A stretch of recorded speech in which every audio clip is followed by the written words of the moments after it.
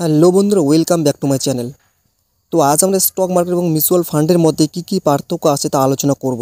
প্রথমেই জানার চেষ্টা করব স্টক মার্কেট যাকে শেয়ার মার্কেটও বলা হয় তা কী। স্টক মার্কেট হলো সেই জায়গা যেখানে কোম্পানিগুলো তাদের ব্যবসা বাড়ানোর জন্য সাধারণ মানুষের কাছ থেকে অর্থ সংগ্রহ করে।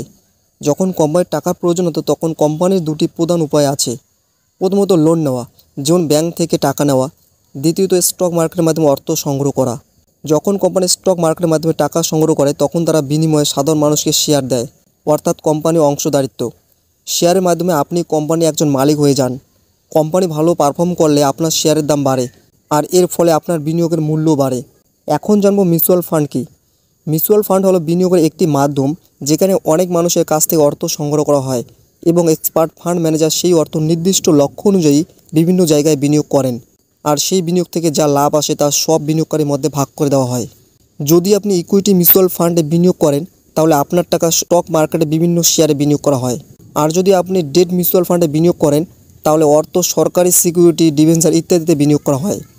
এবং যদি রিয়েল এস্টেট মিউচুয়াল ফান্ডে বিনিয়োগ করেন তাহলে অর্থ রিয়েল এস্টেটে বিনিয়োগ করা হয়। যখন আপনি সরাসরি স্টক মার্কেটে বিনিয়োগ করেন তখন আপনি যে শেয়ার কেনেন তা আপনার নামে আপনি পান। এটাই যখন আপনি মিউচুয়াল ফান্ডের মাধ্যমে স্টক মার্কেটে বিনিয়োগ করেন তখন আপনি ইনডাইরেক্টলি স্টকে বিনিয়োগ করেন। কারণ আপনি যখন মিউচুয়াল ফান্ডের মাধ্যমে স্টকে বিনিয়োগ করেন তখন আপনি স্টকের ডাইরেক্ট ওনারশিপ পান না। স্টক মার্কেটে সরাসরি শেয়ার কিনতে হলে ডিমেট অ্যাকাউন্টের প্রয়োজন হয়। অন্যদিকে মিউচুয়াল ফান্ডে বিনিয়োগের জন্য কোনো ডিমেট অ্যাকাউন্টের প্রয়োজন হয় না। শেয়ার মার্কেটে কোন শেয়ার কিনবেন, কবে কিনবেন সব সিদ্ধান্ত আপনাকে নিতে হবে এবং নিজেকে স্টক অ্যানালাইসিস এবং রিসার্চ করতে হবে। অন্যদিকে মিউচুয়াল ফান্ডে এই সমস্ত সিদ্ধান্ত ফান্ড ম্যানেজার নেন। এমনকি স্টক অ্যানালাইসিস এবং রিসার্চের দায়িত্ব ফান্ড ম্যানেজারের। আপনাকে কোনো কিছু করতে হবে না, আপনাকে শুধু করতে হয় একটা ভালো মিউচুয়াল ফান্ডে বিনিয়োগ করা। এর জন্য আপনাকে ফান্ড ম্যানেজারকে এক্সপেন্স রেশিও নামে একটি ফি দিতে হয়। আপনি মিউচুয়াল ফান্ডে মাত্র 500 টাকা দিয়েও এসআইপি শুরু করতে পারেন।